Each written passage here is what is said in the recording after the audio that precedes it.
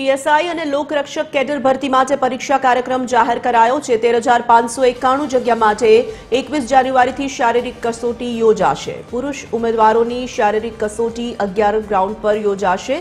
21 જાન્યુઆરીથી 13 માર્ચ સુધી 11 ગ્રાઉન્ડ પર યોજાશે। મહિલા માજી સૈનિક ઉમેદવારોની શારીરિક કસોટી 4 ગ્રાઉન્ડ પર યોજાશે। 21 જાન્યુઆરીથી 6 માર્ચ દરમિયાન ઉમેદવારોની શારીરિક કસોટી યોજાશે। હાજર ઉમેદવારોનું બાયોમેટ્રિક રજીસ્ટ્રેશન કરાશે।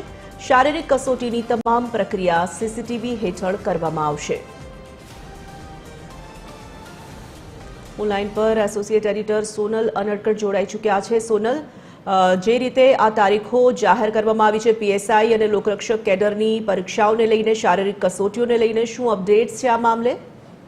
જી, પીએસઆઈ ની 858 જગ્યાઓ અને લોકરક્ષક કેડરની 12,733 જગ્યાઓ મળી અને કુલ 13,591 જગ્યાઓ માટેની જે ભરતીની જાહેરાત કરવામાં આવી છે તેનો જે કસોટી કાર્યક્રમ છે તે જાહેર કરી દેવામાં આવ્યો છે, જે અંતર્ગત 11 ગ્રાઉન્ડ પર પુરુષ ઉમેદવારો માટે 21 જાન્યુઆરીથી શરૂ કરી અને 13 માર્ચ સુધીની જે પરીક્ષા છે તે યોજાશે અને મહિલા ઉમેદવારો માટે 4 ગ્રાઉન્ડ પર 21 જાન્યુઆરીથી શરૂ કરી 6 માર્ચ સુધીની પરીક્ષા યોજાશે।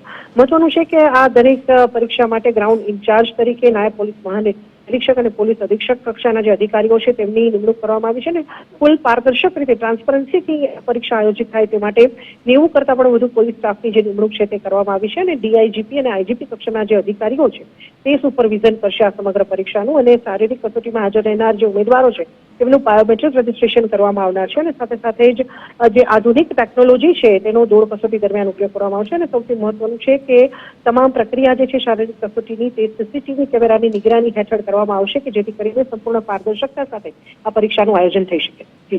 ધન્યવાદ સોનલ।